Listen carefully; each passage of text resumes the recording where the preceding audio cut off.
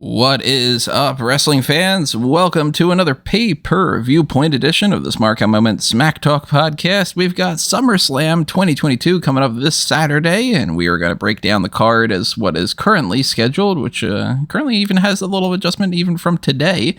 Tell you what our thoughts are, what our predictions for who's going to win the matches, and everything else that we normally do in our preview section here. I'm your host, as always, Tony Mango. Joining me, as always, are Callum Wiggins. Hey there. And Robert Fleece. This is truly the SummerSlam we thought we'd never see. In some ways, and in some ways, it looks about the same as what we've been getting. It is going to be the first pay-per-view under Triple H's creative control, although for a lot of people that are expecting massive changes and all that, I'm not necessarily expecting that to be the case, because, I mean, a lot of this is probably locked in, and I'm looking more towards like what's going to happen after even Clash at the Castle as the things that are really going to be showing you more of what Triple H has in store. But I mean, there is one big adjustment to the card that might even be on his end. Apologies for the ambulances and the fire trucks and everything that are going nonstop. I can't mute them. I don't have control over that in OBS. To say there might be more than one change, because since he's not on the card in any way, we could just talk about it here. There was an idea that Edge might be coming back at the Garden, and that there was travel in place for that, and that was put off. And I actually think that was a good move. I'm on the fence about that, but we'll talk about that. We'll talk about the other matches that are on the card, and as we run this down and we give you our thoughts, we want to know what you have to say. So drop your comments below on YouTube. If you're listening elsewhere, toss a comment, whatever it is that you're listening on. If you're on some kind of platform that doesn't have any kind of comment section, you got Twitter, you got the page on smark@moment.com, you got plenty of different options that are out there. But if you are on YouTube, hit the like button, hit that subscribe button, ring that little notification bell. Make sure that you are set up for your email alerts. That way you know when we go live for the SummerSlam post show coming up on Saturday night. And if you want to toss a little spare change our way, then check out the things that are over there on that marketplace. If you are on that YouTube page and you want to have the two most readily available buttons, there's a little thanks button. It's kind of like a tip jar.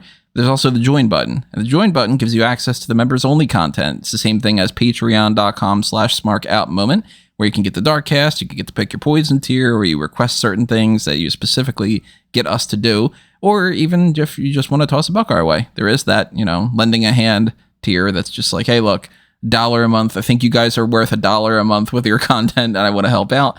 It sounds kind of ridiculous that $1 would help, but the more people that do that, then the more that does make a difference. I say it, here and there all the time. If every person that was subscribed to this YouTube channel, if just donated $1 a month, you would see a massive, massive change in the amount of content, the quality of content. Not my opinions, at least as far as that quality goes, but hey, I am what I am. But as far as like the video quality, the audio quality, the amount of the podcast that you get per week, I'd be able to focus more on that. So if you do want to help support us, consider doing that. If you think that we're worth $1 a month, I think that we are. I think we give you guys some pretty decent content. Because you also got to figure the same thing would apply to fanboysanonymous.com. If you help out one, you help out the other. So maybe you are more on the, I want you guys to do more fanboys content. Hit up the Patreon for that, or hit the join button on that side, or pick up some TeePublic or Redbubble merchandise on either one of those, or a Mango tees, and, help us out in whatever way that you can. But even just listening helps us out, so continue to listen on this episode instead of just clicking off. Why would you click off? You don't want to be a bad person, and that makes you a bad person. Guilt trip. Anyway, all right, Smart Moment. Pay-per-view point stuff is usually starting off with a question about what are we not getting on the card, and right now we have some people that are left off the card that, maybe at the last minute they're going to add some matches here and there. But I think the main thing that we need to talk about for this is if they are going to add a match and they didn't plan it necessarily, then they're going to add a match because one of the matches is already taken away. Riddle is no longer facing Seth Rollins. They said on the bump today that he has, how do they classify it? It was like a brachial something or other. Let me double check to see what it was. A brachial plexus injury, maybe? Brachial plexus injury. I have no idea what the hell that is. But your brachial plexus is the bunch of nerves that are that essentially function in your shoulder. So, yeah, I've written about this in the past for like a medical negligence firm and stuff along those lines. So, a brachial plexus injury is usually the reason why people were born with things like Erb's palsy and stuff like that, because the nerves in their brachial plexus don't are either died or aren't as strong as they should be. it sounds fake. It sounds like it is obviously brachial plexus injuries are real, right? But I mean, it sounds like they went with a thing that's plexus, which is like, what is it? The break suplex injury. I just wanna highlight the difference in what we have here on this panel. Callum thankfully knows things, and Tony just goes, fake. That sounds fake. That's bullshit. Again, when you donate to the thing, it doesn't improve the quality of my opinions. But yeah, brachial plexus injury. Now, already it's been said, this is not true, that he doesn't have that sort of an injury. Possibly that he might have suffered a stinger, and maybe is there a confirmation on that? The latest from Fightful Select. That is, of course, $5 a month on Patreon as well, and you should all subscribe. Details behind Riddle and Rollins being moved. Riddle and Seth Rollins is off of SummerSlam, and Fightful Select has learned a little bit more about the process behind that. WWE announced on Wednesday that the match would not be taking place. We're told that the injury is kayfabe, and there are plans to do the match down the line. Those we spoke to claimed it was due to creative adjustments. Now, there's a possible working plan to do it at Clash at the Castle, but with the way things are changing, maybe that won't happen either. For Triple H to come in and to potentially, we don't know, make this move of just, hey, I don't want to do this match, I want to wait, you would think that they would need to replace it with something, because Seth Rollins not being on the card is one big name off the card. Matt Riddle not being off the card, it's another big name. This match wasn't something that had a lot of stakes attached to it, but it still was one of those, those two guys can work together pretty well, and they're two big enough names, and that can fill the undercard. Sure, why not? I don't know what they're necessarily going to do. Do you guys think that they're going to replace Rollins' opponent? Like, Rollins ends up fighting so-and-so? Or do you think that they're just going to add another random match, or are they going to just stretch out the other matches? I'm not comfortable suggesting that they're going to add any match, but I do hope that Seth Rollins has a presence on the card. I can't say that I'd be super keen for another match to be added onto the card, because at 8 matches, it probably feels like it's going to go around about 3 to 4 hours anyway. So I'd rather they just concentrated on giving the other matches a bit more time, because I don't think there's certainly nothing that Seth has planned outside of another match with Ezekiel, maybe. Yeah. Not that anyone wants to see that. So there's nothing else that Seth is really building up to. So just having him in a random match, unless they have like a big name that's coming in the same way that essentially, Seth Rollins is the guy that we have the new person come and face straight away, like he did with Cody at WrestleMania, then I don't think it's worth him being on the show. If you look at the people that aren't on the card right now, most of them either have no feud going on where it wouldn't make any sense to put them in a match. Like, I don't know, say Veer Mahan. Like, the last time we saw him, he just said boo. And then it's been a couple weeks after that. I do want to point out that Veer himself was asked about that in an interview with the Daily Star and said, but what else could you need? Maybe a story or, an opponent. We know at least one person that says you got to have an opponent. Styles, of course, is involved in like 3 separate feuds, but none of them are actually really a Styles feud. So that's a little bit weird. And then why would you just do Styles versus Rollins? Doesn't make any sense. Kevin Owens is back, but he didn't really start anything up anymore. You got Ciampa ringside for The Miz, maybe, but throwing him in a match out of nowhere, I don't know what they did with that, or, so I'm looking at the list of the people that aren't booked, and I can't just picture them being like, it's Omos against Cedric Alexander. Who would fucking care? Or, I mean, there's maybe a chance that they add something from the SmackDown side since that hasn't happened yet. Like maybe they do something like, I mean, they are doing that Drew McIntyre and Sheamus thing on SmackDown, so they can't do that. But it wouldn't shock me if they decided, oh, okay, you know, we're going to add Drew McIntyre and 2 other people against the Brawling Brutes and just make it filler. I don't know who the hell those 2 other people would be, though. Is there even 2 people that could fit that, now that I'm looking at that? The New Day, always. Because they're feuding with the Viking Raiders. Who cares? But honestly, I think... Moss and someone, maybe? I think if there's a possibility of anything being added, it could be something with Rollins. I know a lot of people on social media were really jumping the gun here and being like, oh, cool, Rollins versus Theory, and Rollins should win the briefcase and then cash in on Roman. And I was like, what? It hasn't been built properly, but Theory also has another match on the show because he's in like 4 different feuds right now. Mm-hmm. And, you know, I think that that's a good thing personally. I think it's good when a lot of people are angry with each other because that creates more stories. But Rollins, again, not being on this card hurts it for me. And I know maybe not everybody feels that way, but for me, it does hurt it a little bit. Me too. I mean, the obvious additional SmackDown match, if they were to add it on, there is Gunther versus Shinsuke Nakamura for the Intercontinental Championship. Right. But that's a match that I bet Triple H would like to see. And I'm so hesitant to trust that they'll do that just because they spent over an entire year saying, fuck the Intercontinental title, it doesn't go on the pay-per-view.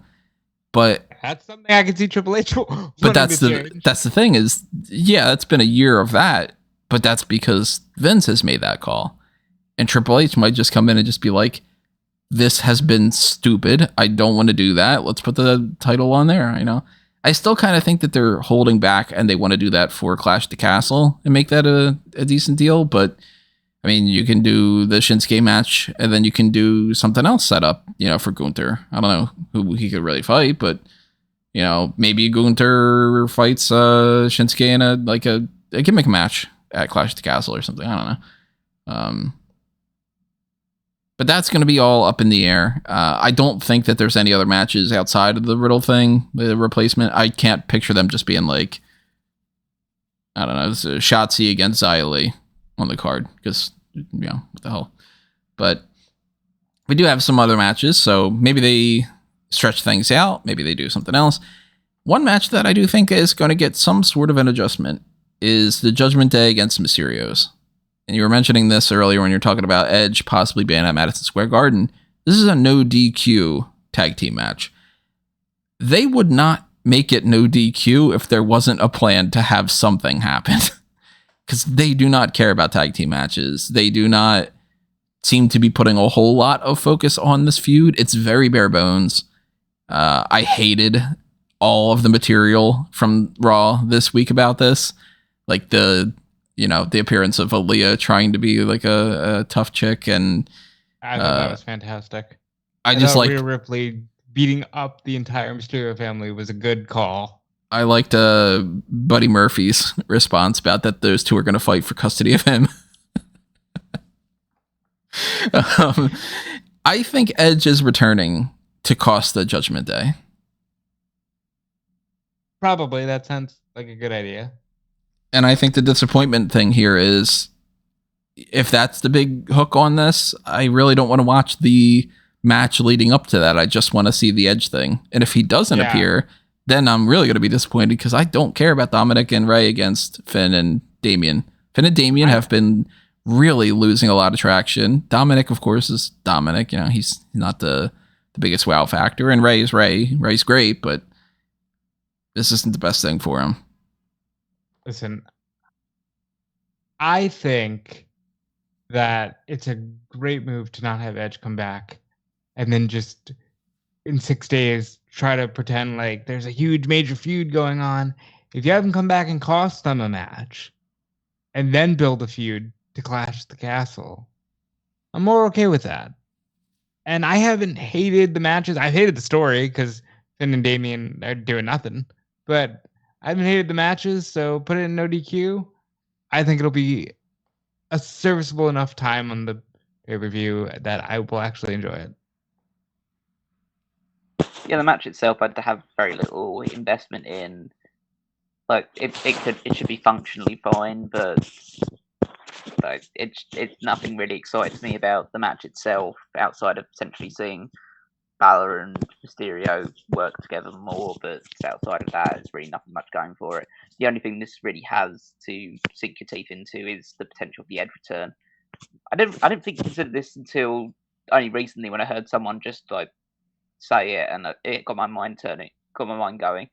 What if Edge comes back and aligns with the Judgment Day again?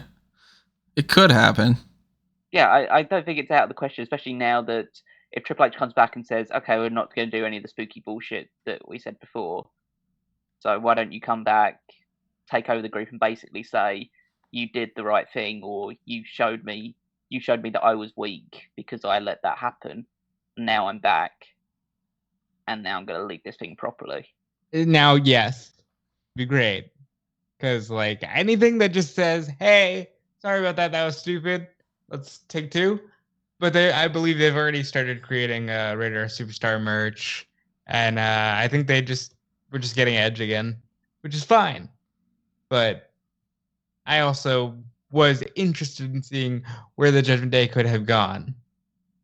It seems a little bit weird, though, with the whole vignettes coming with Edge, or bringing Edge back, and it's basically been telling a journey through his wrestling career. It would seem quite odd to that the culmination of that journey is, and I'm just going to be the Radar Superstar again. That's why I'm still hoping that he comes in with the old debut theme song that he had, that like generic music, and he's like runs through the crowd and he's full of rage, he's tormented soul, whatever, that kind of thing. I'm kind of hoping that that's what they do, because they haven't touched on that yet. They've had the Gangrel stuff, they've had the rated RKO stuff. He has been on the generic rated R Superstar, the Ultimate Opportunist. Like, he's kind of hit mostly all of his characters, but not that one. And that could just be a preference of them being like, we're not a big fan of that one or something, but I'd like to see that return, at least for this. That'd be cool. No DQ. He comes in through the crowd. He's all energized and babyface mode and all that. If he comes in and he's just regular Edge, I mean, it's still Edge, so it's still great. But I'm really just kind of going, all right, beat the crap out of each other with more than a kendo stick, or I'm not interested until Edge comes out. And if Edge doesn't come out, I'm going to be like, what the hell was the point of this? Because I can't imagine this match is going to be good. Or at least, I shouldn't say that it's not going to be good. That it's not going to be interesting enough to keep my attention. I'll say that. I think you've been more down on these matches than me. I think the matches have been okay. I still think that there's a chance that Dom is joining them, which I can't say I'm against, because God, Dominic needs to do something else. Like, he's really got a fucking haircut's one thing. Hey, the mullet is fine. No, that should not ever come back. Fuck mullets, man. Didn't we learn our lesson from Achy Breaky Heart and all that? Oh, we're not at that level yet. But I do think that there's a possibility that Dom could join them. But, you know, whatever happens, hopefully it's good. If we see nothing like the Edge thing and we don't see any kind of big sweeping changes or whatever, if Dominic does turn, I would like to see him use the kendo stick in a way that reminds everybody of when Dominic got attacked by the kendo stick, where it was like, I don't know, it was like 40 times he got hit with him or something. Just to be like, you know, all right, that's how I broke into the business, essentially. This is how I'm going to break into Judgment Day. I think that'd be kind of cool. But then again, I'm volunteering Ray to take like a bunch of these. I don't think he's probably down for it. It is what it is, though. I'm going to go Mysterios winning. What about you guys? I want to say Mysterios win with the help of Edge. Yeah, I'll go with Mysterios winning. Why not? It's don't break from type, and what the Judgment Day do is lose. So Logan Paul versus The Miz. If we're talking about matches that could be interesting, but the feud isn't there for me, there you go. I hated the Maurice segment from this week. I thought it was so clunky and so like Well, that was intentionally clunky, right? The genitalia. Was that like, hey, Maurice, go out there and act like you can't say words, like you haven't been speaking English for however many years? What was that? I have no idea, but it was fucking terrible. I get the little, she's carrying around the balls, but the ball thing to be in general is just not something that I'm super like, oh my god, this is the best story. 6 weeks of TV out of, haha, you have tiny balls. So there's that. I think the match will be much better than the build. I think Logan Paul, while he's authentically someone people love to hate, he's currently in the middle of trying to mime promos, and the delivery has been very off for me because he's just like trying to act rather than just being, the conceited person he likely is in real life. I think the match will be okay though, because Logan did all right at WrestleMania. Yeah, the match is probably going to be fine. But man, this feud's been shit. I think the feud has been terrible because they're both natural heels and they're trying to treat Logan Paul as a babyface, but nobody will get behind him, at least to the extent that they want people to get behind him, because he just has a natural thing about it which makes him deeply unlikable, and it's probably due to the fact that he's young, incredibly wealthy, and got famous on the internet. And that's essentially what a significant amount of people would probably like to do. And also he is seemingly quite he made some bad life choices that have followed him for the rest of his life, let's put it that way. And so he's going to be going into this, he's likely to be booed. The Miz will be, I think, reluctantly cheered in places just because, oh yeah, he's the WWE guy and he's been around for a little while and we really hate Logan Paul, so we'll just get behind the Miz for the sake of getting behind the Miz.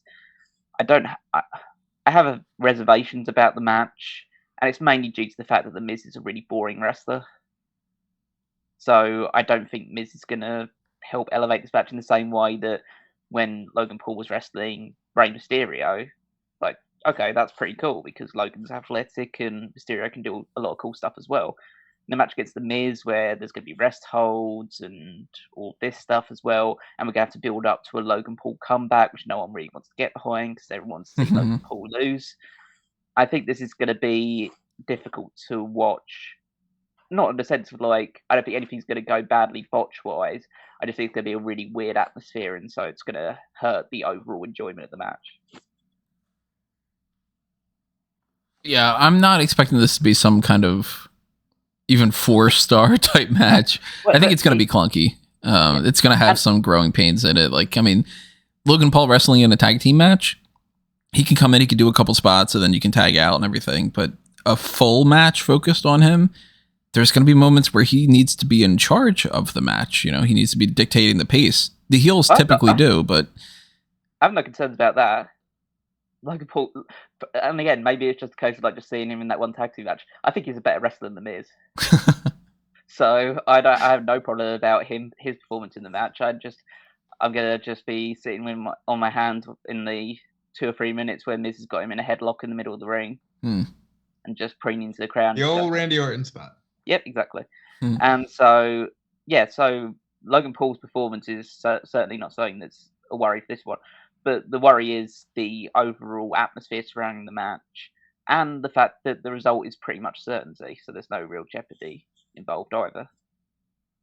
Yeah, I think we're all probably going to go with Logan Paul winning. Yeah, I'd say so. Do you think...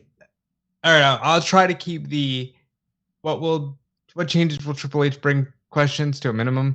But I have to ask when it comes to someone like Ciampa, do you see anything changing for Ciampa immediately, just because it's like, all right, this isn't you, let's get you back to being you?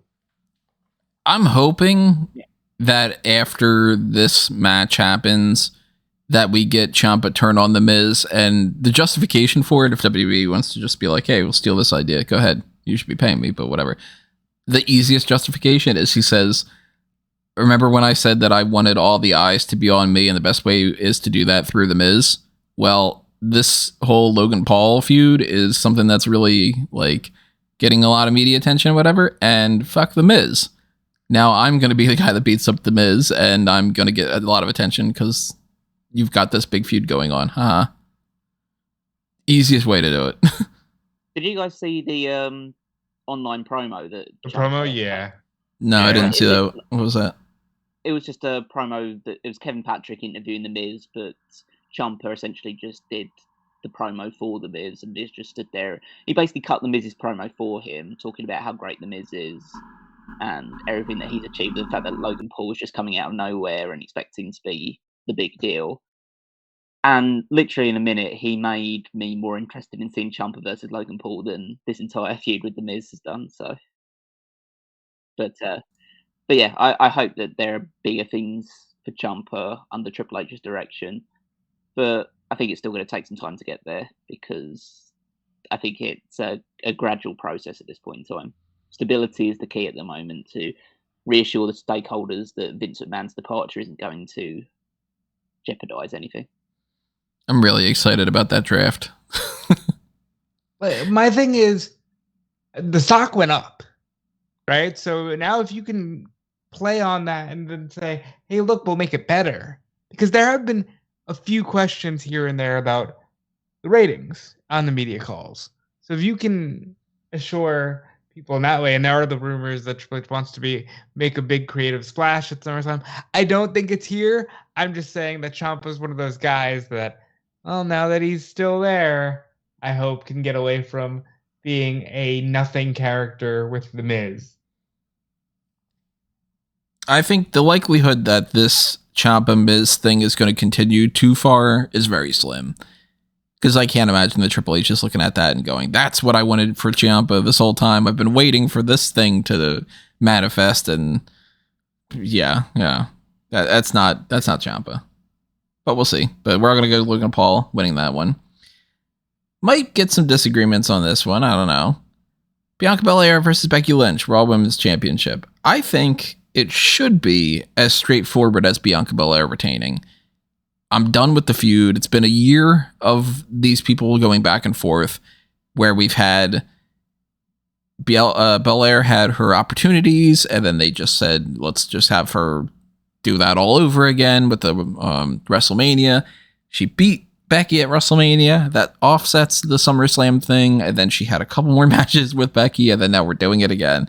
They really are just kind of like, look, we don't trust anybody else. We want Becky still in this picture, and maybe that is a sign that they plan on having her just win the title because they're just like, we got to have it on Becky. But with Triple H in charge, I'm a little bit more hopeful that we'll get that Belair and Rhea Ripley match down the line, and that won't just be a non-title match. So I think Belair is retaining, but I'm not 100% certain. I have no issues with this story at all. The only issues I have with this story is the fact that they chose to, last year after SummerSlam, do the match 3 times. Because everything that they've done since building to Mania has been good. And I think that their brawl around the ring, that's effective to me. That's more effective than, cutting silly promos in front of a live crowd.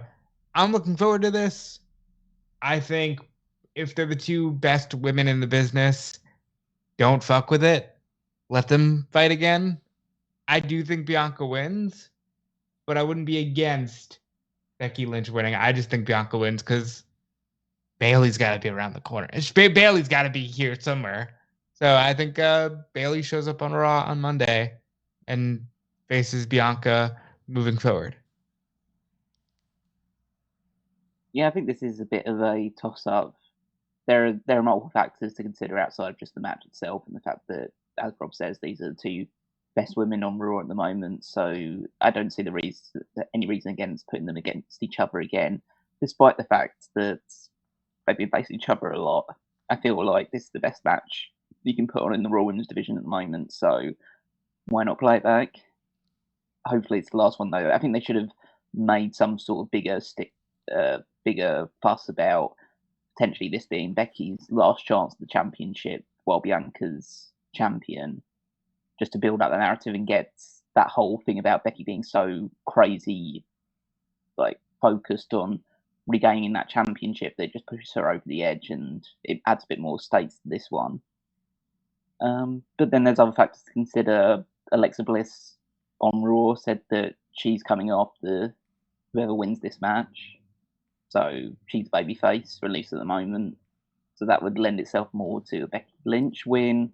You also have to consider that Clash of the Castle is the next big show, and they might think it's a bit appealing to put the Irish, not British, but Irish woman as champion going into that show.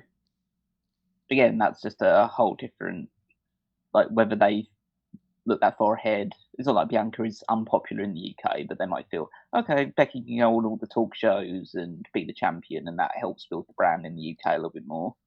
Becky got to do that, right? Like, there was a British tour while she was champion. Yeah, but there wasn't a British pay-per-view. Okay, just making sure. Yeah. Because she should have gotten the opportunity, but just making sure. Yeah, I'm pretty sure she has, at least, like, over the years. But I think that the sensible choice is to keep it on Bianca, keep her story going, whether it is Bayley coming back next or there's other things to do, as long as, obviously, it doesn't involve another feud with Carmella. Then I think that the best option is to keep it on Bianca and not find yourself falling into a cycle where it's basically Bianca wins WrestleMania, loses at SummerSlam, wins at WrestleMania, loses at SummerSlam. You don't really want to just get into that sort of pattern with and also you shouldn't be getting into that pattern with all of your championships anyway. It almost feels like for a lot of people, it's like, oh, like people win the title at WrestleMania and they hold it till SummerSlam, and right. It should be a case of, no, people can win it at WrestleMania and lose it at the very next show, but that's just the era we're in right now. I would also say the only issue I have with this is I would have tried to put a stipulation behind it. I would have been like, hey, since you're both so obsessed with the 26 seconds from last year, we're going to make it a 30-minute Iron Man. So there's no worry about that at all. You know what I mean? Right. Like, just to put some kind of finality and emphasis on this match. But I think, honestly, it's going to be one of the most dependable matches on the show and might be the best one overall. I mean, we know that Belair and Lynch know what they're doing. So they stole it at Mania. The quality of the match, I don't think, is within question. It's just, what are they going to do out of it? And I'll be honest, if Belair loses, I think that is kind of a sign that they're like, hey, you are A-, but Becky is A+. And yeah, like, you're A tier, she's S tier. Right. And just like, well, we need to draw some more tickets for Clash of the Castle, and she's a bigger deal, and you got the title twice, good enough. I don't know if that's going to be Triple H's philosophy. I don't know if he's kind of forced into any particular ideas for this card that might even not be something that he's into. It might just be like, well, we pretty much planned that this was going to be whatever, and we can't get around that, because then what do we do, or whatever. It's not like he's inheriting this card 5 months in advance. It is the week before SummerSlam. His fingers might be, or his hands might not be tied. Not his fingers tied. He's tied in fingers. So I do think there's a chance we get the title change, but I'm leaning a little bit more towards Belair. I'm going to go with Belair retaining. Yep, I'll stick with Belair as well. And I'll stick with Belair as well. Now, the SmackDown Women's Championship. Oh, boy. That one, Liv Morgan has a much higher chance of dropping that belt.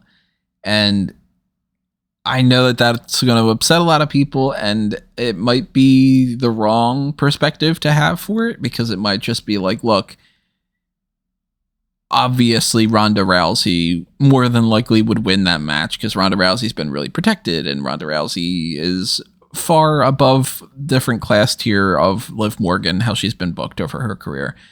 But yeah, she did win the title, but that's already done. And the way that WWE tends to think about a lot of these things is it's more important that she won the title and you got that moment, and then we can move on and we can go back to the status quo. Ronda Rousey not being at Clash of the Castle And Liv Morgan going in as the champion seems like it's nowhere near as big of a draw. Ronda Rousey going in as champion, I don't know who she would fight, but you know that that's at least a big name.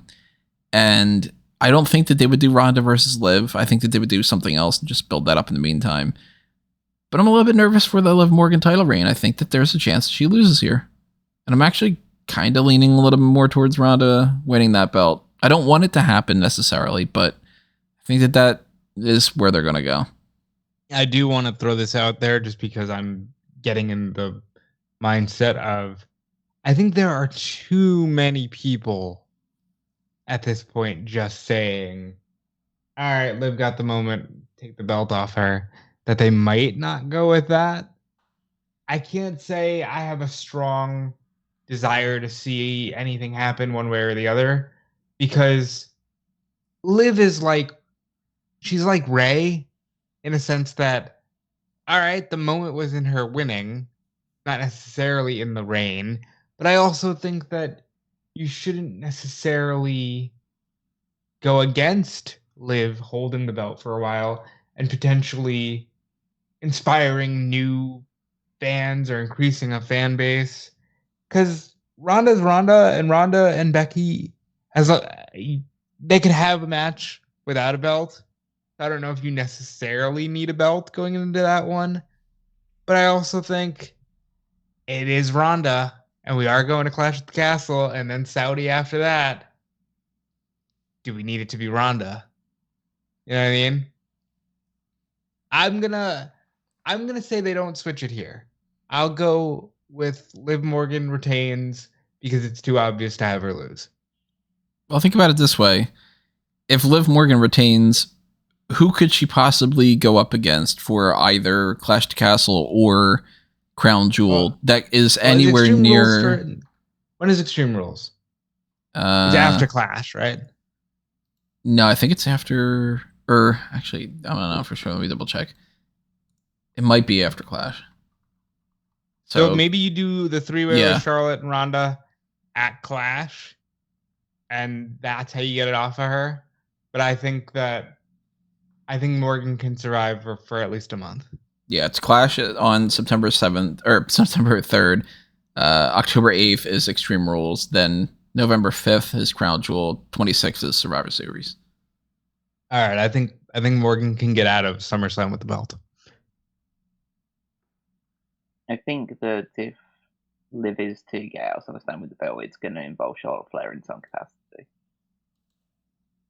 I think there's a good possibility of Charlotte costing Ronda and helping Liv win, with the rationale being that she thinks Liv is a more likely person to beat the title than Ronda is. And that's when you do the three-way at Clash, and she can lose it to Charlotte. You can build it up that way if you want. If you want to go that route, I think that if Charlotte does return on this show, then the likely position she could put into is to, because I just can't feasibly see Liv beating Ronda Rousey. Mm-hmm. It just doesn't compute with me. Like, Ronda's obviously, she'd beat her at Money in the Bank, but that was after Ronda had already had a match and was dealing with a knee injury in kayfabe. And then you have the only other people that have beaten her are Becky Lynch and Charlotte Flair. Like, pretty much your two biggest women that you've had in the past decade. So, do you really expect Liv Morgan to beat Ronda Rousey clean?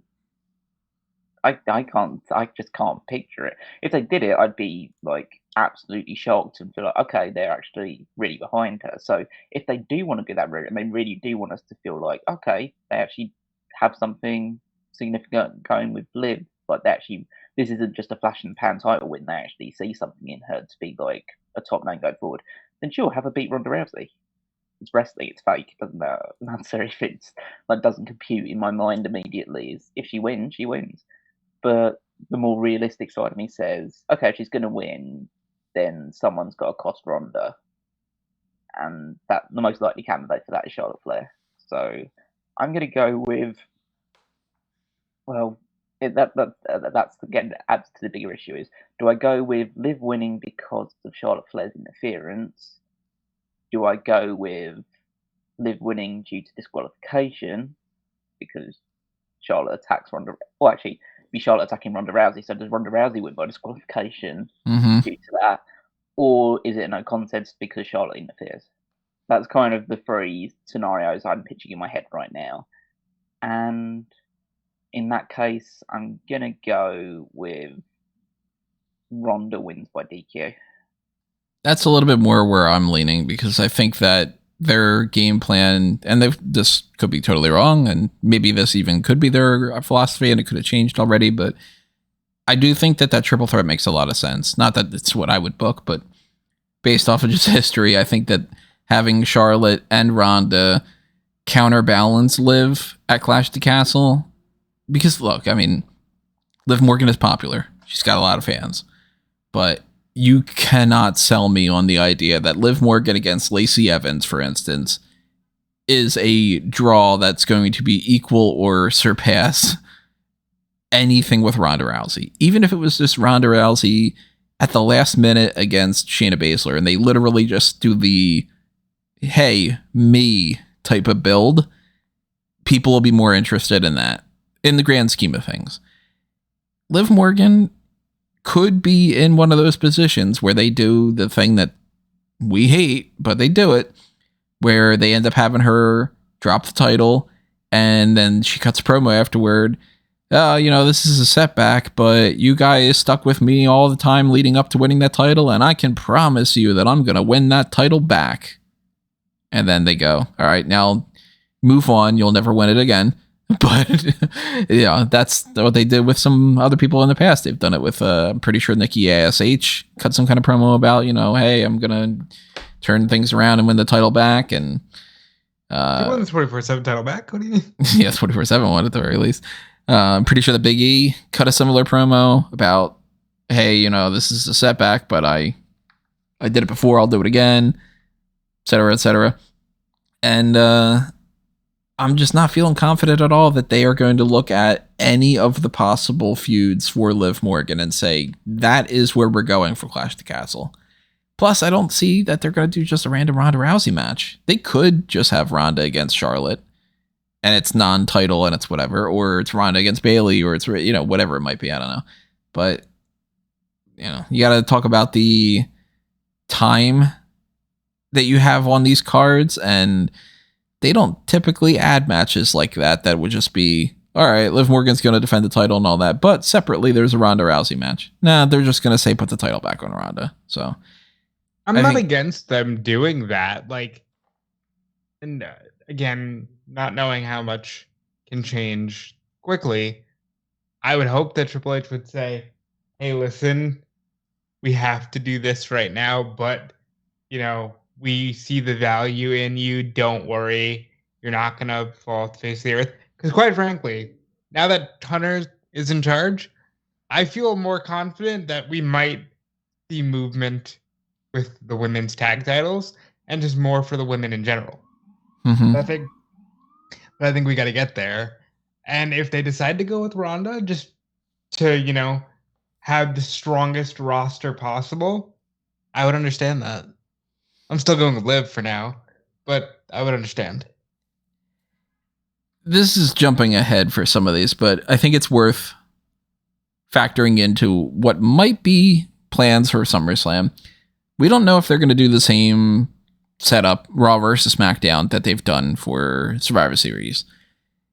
We're at a weird spot right now where multiple titles are just sort of up in the air. Like, we don't have the women's tag titles, and the 2 world titles are held by the same person, and the 2 tag titles are held by the same team. So they could do something else. They could just make it random teams. They could do whatever. But if they do, in fact, do United States title versus Intercontinental title, Raw versus title, Raw women's title versus SmackDown women's title, et cetera, we're not getting Belair versus Morgan. I don't think we're getting Becky versus Morgan. But that could be where we get Becky versus Ronda. Or it could be Belair versus Ronda. I think that's either where we get Belair Ronda or Belair Flair, and then whatever we don't get at Survivor Series, if that is what they do, we would get the other at Mania. Kind of in the same boat. There's only a few people that I think are within the discussion of Mania. I think that there's a possibility of Raquel and Flair for the SmackDown Women's Not title. anymore, pal. You don't think so? Well, again, Raquel's a Triple H girl. Yeah, different era, so maybe so. Yeah. But the way it stands right now, I don't know, buddy. Like, Raquel needs to be rehabbed strongly in my eyes. I think they're going slow build for her. I don't think they want to push her too fast, but they're going to. But Becky and Ronda, we know that that's something that they're interested in doing again. We know that Belair and Flair, that's something that they've wanted to do. So I don't know. I mean, we might be looking back on this in a week and go, okay, this makes perfect sense. We might be looking back on this after Clash at the Castle and go, what the hell were they thinking? I do think that there's a chance Ronda Rousey's going to win this, though. And I'm going with Ronda Rousey winning this match, whether it's by DQ or she wins the title. Yeah, I'm going to go with Ronda as well. I just think it's either going to be a DQ with Charlotte getting involved, or if it is just a straight one-on-one match, my mind just can't cope with the idea of Ronda being beaten by Liv Morgan clean. So Ronda feels like the safer bet. I'm going to go against the grain and go Liv, but I might change my mind by the time we put in our official predictions for Fantasy League. So one match that I think we could have some different opinions on here. Happy Corbin against Pat McAfee. Different opinions how? I am the Corbin apologist here. I think that he is better than what a lot of people give him credit for. I think we all agree Pat McAfee's great. I don't think there's going to be any debate about that. I'm actually thinking that this could be one of the sleeper best matches of the card. And it's been one of the better built matches on the card, and that's depressing. You know? I'm going to go Pat McAfee wins, and that I end up enjoying this more than a lot of other matches. I'm going to go Pat McAfee wins. Whether I enjoy it more than a lot of the other matches, I'm not sure. But I think McAfee wins, and good for Corbin. Good spotlight for Corbin, who is really a good dude, just got saddled with a bunch of nonsense. I think that the match itself, like it's Pat McAfee against insert mid-card heel here, and this time around it's Happy Corbin. I mean, there's some Happy Corbin matches that I do like, and it's usually ones that involve multiple people, so we don't have to see him, applying rest holds for ages is the usual thing that falls back on him. He's a very methodical worker, and that doesn't always lead to the most exciting, thrilling matches. So I can't say that I'm looking forward to watching the match with any real relish. I think, again, the result is pretty safely going to be Pat McAfee winning, because that's kind of what he's there to do, is win these kind of matches, and Corbin can just recover because that's what Corbin does. But yeah, I can't say that this is filling me with any kind of excitement. It'll just be Corbin in control for however many minutes before Pat McAfee makes a comeback and eventually wins. So yeah, by the numbers. I just did an article earlier today about how Corbin wants to wrestle for at least another 5 years. Corbin's an original Triple H guy. I hope his career could be an upswing, and the seriousness of the very big, lone wolf Baron Corbin could somehow come across on television screens. Yes, he's entertaining, but man, he could be a badass, and I still think that that's the biggest mistake with Corbin. Yes, I'm glad he can do all the entertaining stuff, but man, he should be booked as a threat. I'm hoping that because they're friends, they have a better match. They pull out more of the stops in order to have a better match. But at the very least, I'm sure I'll enjoy McAfee's performance. You got to think that Triple H is probably watching his clock and just going, all right, we're going to get rid of this Happy Corbin bullshit because that had to be a Vince thing. It's so dumb. You can keep some aspects of that character, but Happy Corbin, why did they rename him like that? That's so stupid. Just have him be Baron Corbin, you know? Credit to him, he made it work. But like, yeah, Happy Corbin sucks. Just as a name. It's Happy versus Pat. Yeah. Usos against the Street Profits. We got a special guest referee on this match, Jeff Jarrett. JEFFJARRETT is going to hold down the fort and make sure that no bullshit happens because the referees apparently can't pay attention to the Usos Street Profits matches like they should with everything else. But the Unified WWE Tag Team Championship is on the line, and I was still hoping that maybe that they would announce some sort of stipulation here on top of the special guest referee angle, but they didn't, at least not yet. We're not going to get 2 out of 3 falls or anything. I think that this is about as good of a tag team match as you're going to get because the Usos are great, Street Profits great. They killed it at the last pay-per-view.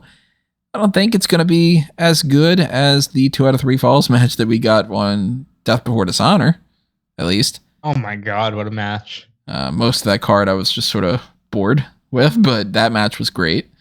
And I think that we're going to end up getting a really tight contest, but the Usos are going to retain.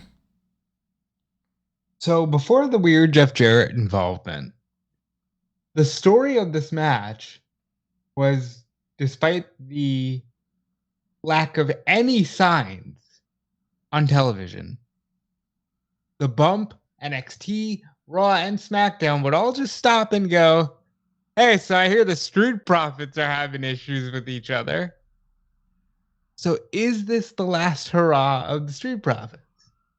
Because that's been the entire story quietly building under the surface here. I'm not against it. I hope they kill it. The Usos can't lose right now. They're still tied to Roman. But I hope that whatever comes next, we're moving forward with both Angelo and Montez. Why Jeff Jarrett is here? For the life of me, I couldn't tell you. I assumed someone's getting hit over the head with a guitar. Maybe Sami Zayn, is that his role? Does he try to run out with a referee shirt and get hit over the head with a guitar? I don't know, but match will be good. I'm going to say Usos win, Profits split. I think that I have full confidence the Street Profits are winning this match. Fantastic. I mean, you have Jeff Jarrett, who seems to be trying a babyface. At least for heel here, because the next night he's a heel, right? Yeah, well, it's a case of it's Nashville. That's why it's Jeff Jarrett. That's the only reason that makes sense to me that Jeff Jarrett is chosen for the special guest referee here, because they feel like, oh, he's a Nashville guy, so people will like enjoy him here, even though his inclusion doesn't make any sense from a real like kayfabe perspective. Just, you know, a former wrestler in a referee shirt because apparently WWE's referees are incompetent, which is not a good precedent to set. Really. That's been another weird one where Adam Pearce is just like, yeah, well, these fucking guys can't do anything. Yeah, it's official that they suck. Yeah, it's like, what is that? I think the reason for it is that you could have circumstances where Sami Zayn comes down in referee shirt and that causes a distraction.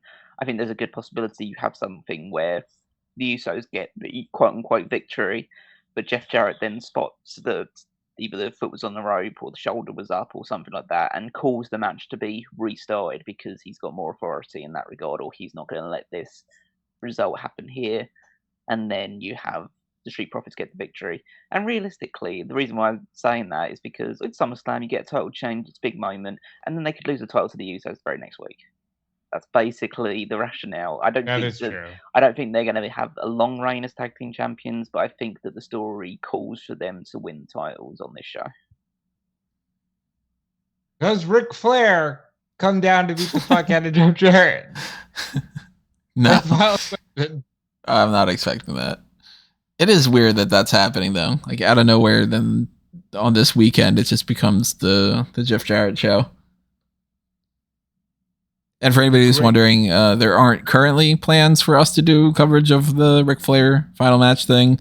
But if we get a chance to watch it, then maybe that'll change. I don't know. Kind of up in the air. But at least now it's not like, hey, we're gonna do that post show afterward and all that. And we'll lump in predictions on the hot tags at least. I already saw a note about that just to make sure that I don't forget about that, because it is a thing that I could easily forget about. Ric Flair predictions. There you go. Okay. Talk about that with the Jonathan Gresham news and Fight for the Fallen and Maxine Dupree and all that. So I'm going Usos. Callum's going Street Profits. What are you going with, Rob? I'm going Usos. But Callum has given me hope, at least. I think we're all going to be in agreement. Bobby Lashley's not losing that United States title, right? I wish this match wasn't happening. Yeah, this is let's call a spade a spade.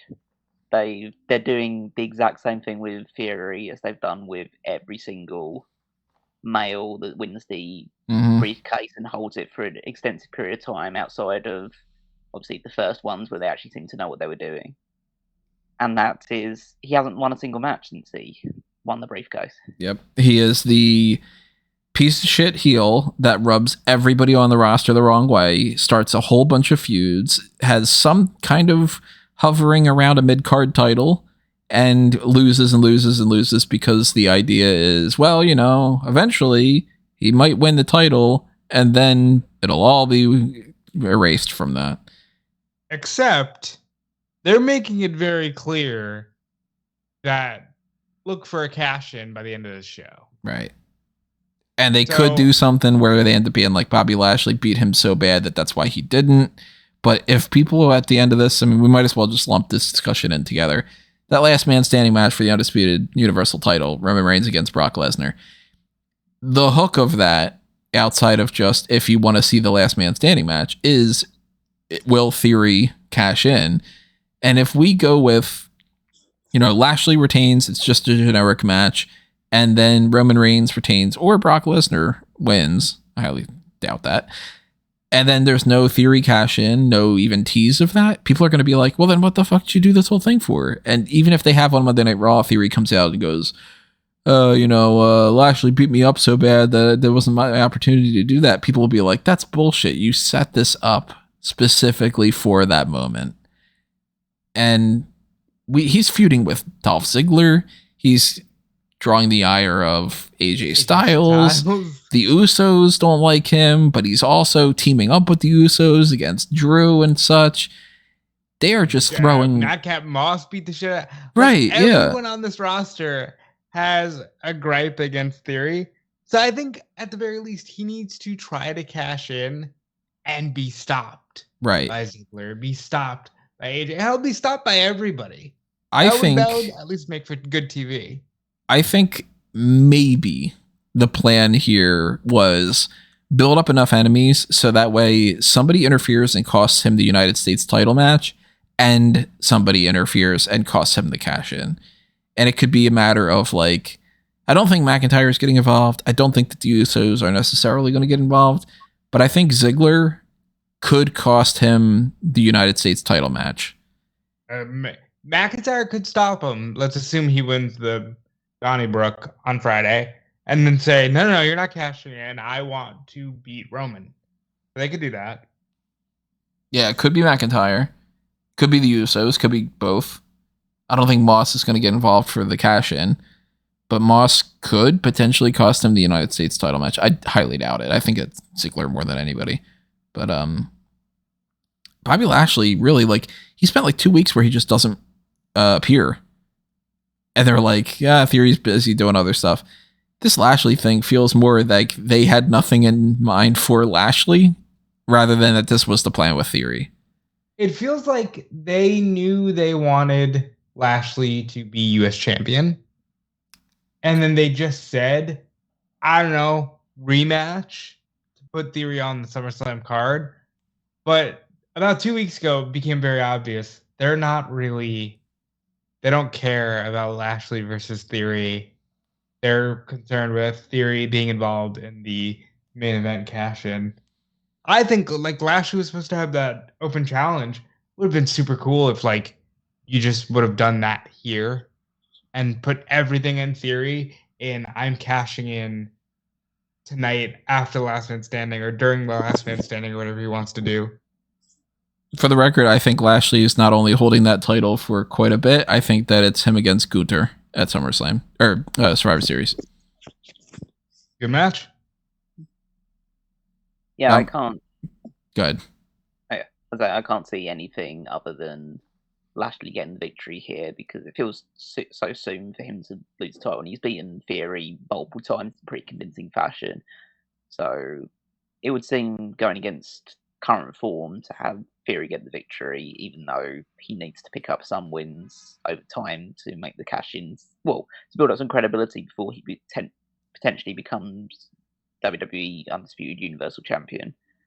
But they could just do the thing that they tend to do, which is like, oh yeah, he just loses and then cashes in here and becomes champion, and we're supposed to take him seriously. Well, they literally did that at Money in the Bank where he lost, and then they're just like, all right, you're in the ladder match. Anyone? Yeah, but the guy who thought that was a good idea is no longer in charge, so maybe they'll think a little bit differently about this one.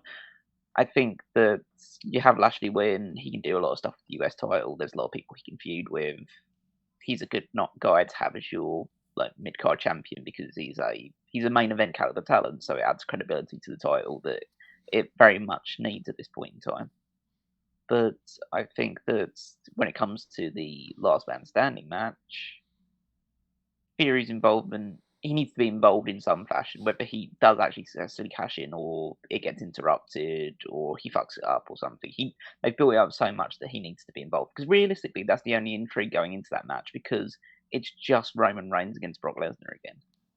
Yeah, and you guys know how I feel about that. Yeah, well, I think most people now feel that same way about it now because... I mean, so much so that even before Vince stepped down, they were advertising it as, all right, that's it. That's it. No more. I mean, Paul Heyman got a whole ass promo about like Roman is tired of having his legacy tied to Brock. It ends one way or another at SummerSlam. Yeah, but then the other big aspect of it is that beyond just the fact that it's a match we've seen a lot of times, and realistically, I don't think they've actually had a truly great match against each other since the first one they had. Like other matches have been fought, like they've ranged from good to like really, really disappointing. Like the last WrestleMania match was really disappointing. But I think that you add to that the last man standing stipulation, and last man standing matches, you probably count the good ones on one hand, maybe, because especially when it's going to be these two who, when they have matches against each other, finish a span. And that essentially means that Brock's probably going to hit an F5 within the first 1 minute, and then we're going to have a count. Then Roman's going to spear him. We're going to have another count. They'll go to the outside, probably get speared through the barricade. Count. We're basically going to spend most of this match just hearing a referee shout different numbers in sequence. Yeah, it won't even be Jeff Jarrett either. Yeah, I know. And I don't think that it's going to be very exciting. I imagine that because of the no DQ stipulation, they'll go further. They'll probably use blood if they have the opportunity to do so. I'm sure there'll be some cool spots into it in the match, but I feel like the overall pacing of the match that comes with any kind of last man standing match, and especially the way that these two wrestle, will mean that it's actually more of a slog to watch and enjoy, especially because you know that, well, we've at least been given the inclination to believe that nothing is going to happen until we hear Theory's music. So what's the point of getting into the rest of the match until you've heard what Theory right. come down? So there is, for me, there's intrigue in the sense that a week ago, it was people were like, oh my God, they've got Goldberg on speed dial. Brock doesn't want to do SummerSlam. So that's interesting. Is this the end of Brock? I know that, again, Heyman went out of his way to say they will never wrestle each other again, but didn't make it sound like he was going to beat Brock into oblivion. I'm hoping for a very wild match because I think this might be the first one where they don't have confinements to them, where it's not like a cage or, hey, you can't get DQ'd or you lose. So I'm hoping for some blood. I'm hoping for like a violent match, and of course it's all going to depend on theory. How long into the match are they going to do the spot where Roman spears Brock through the barricade? I imagine that's within the first 5 minutes. Yeah, within the first 5 minutes. Because you know that's coming. You're going to get the F5 through the table, the commentary table. What are some other spots that they're going to guarantee do? I thought this would end with remember Lashley and Strowman? Where they went through the stage. I thought this might end like that. Well, I think that the likely spot is there's going to be some big double down spot. Whether that's them falling through the stage or off the stage. It's going to be a Roman spear. And something's going to fall onto through the stage or something. Through the stage or something. And then you could have the thing of, like, where you feel like both of them are going to be down for a long time. You could have Fury cash in and say, like, he's joining the match and get a triple threat last man standing match, which I don't know how that really works. Yeah. And then he just wins. Yeah. Which is what I wanted for Rollins, but yeah, if it was Rollins, I'd be more excited about it than what the potential is for Fury, but that's a route they could go down. They need to at least tease that, even if, like, Fury comes down, he gets the briefcase in the referee's hands. The referee looks at the briefcase like he's never seen a briefcase in his entire life, and he's like, "What? This? What do you want to do with this? You're giving this to me? I didn't win Money in the Bank. Oh, you're cashing. There we go." And then you just you do that whole song and dance. And maybe in that period of time, you have Ziggler come down, kicks Fury in the face, and he doesn't get to cash in. So, but either way, you need to at least tease the double down spot. I think you could also see someone's going to use the steel steps to hit someone with, because that tends to happen with the bigger guys wrestling each other. There'll be some kind of table spot. I have no idea what. Will be announced table. Is Heyman going through a table? Is Heyman taking F5? I mean, I'd be cool seeing Heyman take an F5, but I don't know whether he'd be cool with it at this. I mean, Brock can do it. Brock can get him up. I don't. It's not about the getting up part. I think it's does Heyman want to go down? Is the issue? Yeah. Going up is fine. It's going down is the tricky part. I think for Brock, he might be willing to go up and go down. Yeah, but you got to figure that the Usos are gonna come in here at some point too. They're gonna get their ass. They'll go through some tables too. Right. There's no way that they don't interfere and then Brock takes them out. Yeah. So that'll be a portion of the match. And then, I mean, it's kind of by the numbers for a lot of the other things. Like, we'll see a lot of counting, a lot of downtime. And, there's a chance that maybe they do that kind of thing where Brock is trapped under something, and then that explains it just to protect him a little bit more, even though it really would make a lot more sense for him to just fucking beat him and be done with it. I don't think we're going to end up having a title change.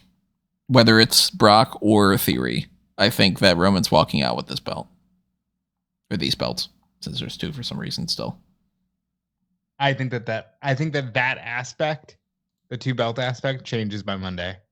I think they're like, all right, you either keep knowing Triple H will keep the one that doesn't have a blue strap, keep the regular world title and move on. Yeah, that's just me. Ultimate prediction for right now, at the very least, Kellen? For the United States title match, it's Lashley, and for the world title match, I'll go Roman Reigns defend. And you think Roman walks out with the title? No cash-in? Yeah, I think Roman is champion. Will be the champion heading into the Clash of the Castle. Yeah, that's true. Yeah, I'll say they do the double down and tease it, but I think Roman leaves with the title belt. I'm not completely sold that they don't try to squeeze the McIntyre thing into a three-way with Brock, just because if they got Brock, why not use him? But I'll say Roman Reigns wins and Lashley, of course, wins. Do they got Brock? Brock came back, so maybe they got Brock. It's kind of interesting, that whole setup. We don't know much about what that was, but that's interesting too. Yeah, I think that is it for this card, at least for right now. We might get some changes. We are going to be doing the hot tags before SmackDown, so the likelihood that they do make any changes prior to that is probably on the lower end. But then again, we didn't expect that the Riddle thing was going to happen, and that happened on the bump. So maybe they do clarify something. Maybe they do announce something at random. We have no idea. In any fashion, if we do change our minds, we will break that down on the hot tags. We will talk about all the other kind of topics that we have throughout the week. We'll readdress what happens on the TV shows and probably talk a little bit more about, the things that happened on Raw that set this up, and, the fact that we are going to get some new women's tag team champions in NXT and whatnot. So we got that coming up, and we've got the Pay-Per-Viewpoint post show for SummerSlam on Saturday night, immediately following the pay-per-view. Normal kind of setup. I'm going to have the page on smarkoutmoment.com. I'm going to have the thread up on the Megamaniacs group. Just follow all over the place, and check us out on Facebook and Twitter at smarkoutmoment. Go to smarkoutmoment.com. Check out the articles that I write up for BR and EWN. Follow the Fanboys Anonymous content over on fanboysanonymous.com, and check me out under a mango tree. Just go to amangotree.com. You'll see a list of links, including my Twitter and Facebook and such, at Tony Mango. Rob? Yeah, you can follow me everywhere at Dude Felice. Working on dudefelice.com. I'll probably have a nice little link tree up soon as well. Follow Fightful. Follow Fightful Select. Crazy stories coming out that I'm sure we'll get into on the hot tags. But it's an interesting time in the world of wrestling, so keep following along. Callum? You can follow me on Twitter at Wigmeister14. Check out the stuff that's going out on a regular basis on the Smart Cat Moment website, but the Power Rankings is my week-to-week contribution, so make sure you prioritize that, as well as going to WWEFantasyLeague.com and checking out the latest standings and the points that are being tallied up for the Fantasy League. And yeah, that's it from me. All right, everybody, that's going to do us in for this edition. Thanks, of course, for all those listens and the likes, and if you are a part of the members-only content or something like that, if you're on the Patreon or whatever, then massive thank you for that, too. We will see you next time, but for now, this has been another Smark Out moment, and we are being counted out.